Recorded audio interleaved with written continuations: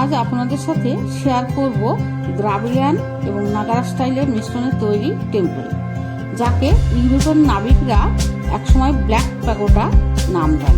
কালো গ্রাফাইট ব্যবহার করায় এই বিশাল উপাসনালয়টি কালো মিনারের মতো দেখায় বলে ব্ল্যাক প্যাগোডা বলা হয়।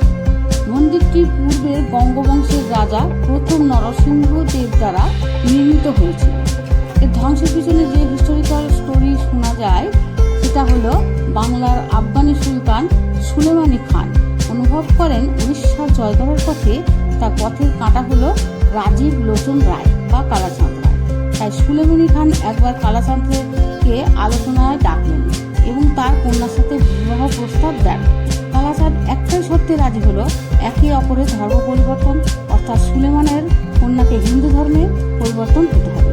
কিন্তু কিছু গোড়া হিন্দু সম্প্রদায় এর বিরোধিতা শুরু করলে কালাচাঁদ মুসলিম ধর্মে কনভার্ট হলেও সুলেমান কন্যার আর হিন্দু ধর্মে কনভার্ট হওয়া হলো।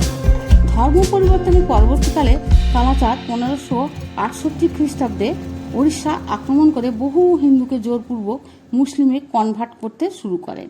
সেই সময় মন্দির ক্ষতিগ্রস্ত হয়। আর কিছু এক্সপার্টের মতে ভূমিকম্পের ফলে এই মন্দির ক্ষতিগ্রস্ত হয়, তবে এর ধ্বংসের প্রকৃত কারণ এখনো অজানা রয়ে গেছে। সময়ের সাথে উড়িষ্যার